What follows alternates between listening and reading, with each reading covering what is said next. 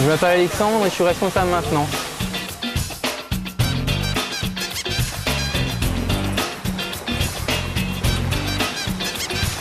La machine actuellement, c'est une machine qui emballe les ampoules dans des étuis, carton. Et le problème qu'on a, c'est qu'on a un déchet supplémentaire en sortie machine, étant donné qu'on détecte les étuis vides. Et ces étuis vides sont éjectés en sortie machine, mais actuellement, il y a des étuis pleins qui sont éjectés en sortie machine.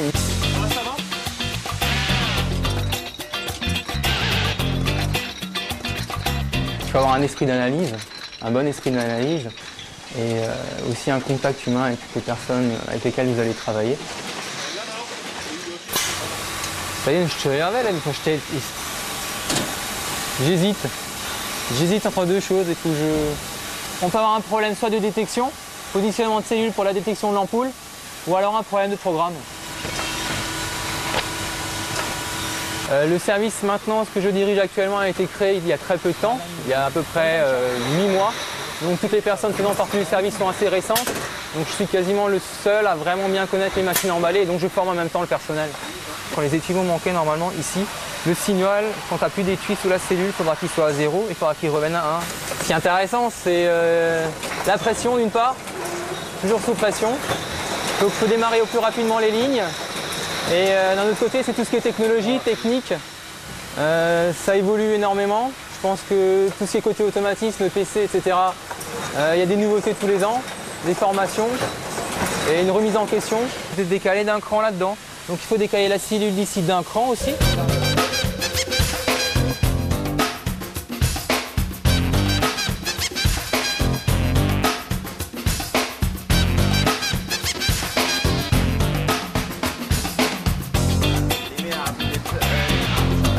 Ce monsieur, c'est le concepteur de la machine ici.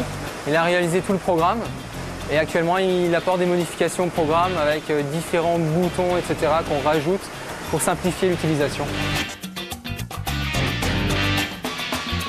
Donc les connaissances linguistiques doivent être surtout de l'allemand au sein de l'entreprise dans laquelle je me trouve actuellement, étant donné que le siège social se trouve en Allemagne. Toutes les technologies, toutes les machines ou les programmes viennent d'Allemagne, les schémas électriques viennent d'Allemagne, donc systématiquement c'est l'allemand qui prime dans cette société. La boîtier que tu as là-bas, tu prends 368.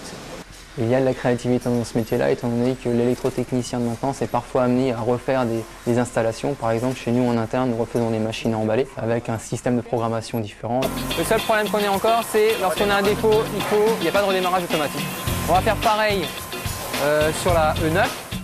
On va quand même réussir à résoudre tous les problèmes qu'on avait ce matin. Ça se passe plutôt bien. Je pense que c'est plutôt positif comme bilan, donc on verra ça ce soir à 5 h.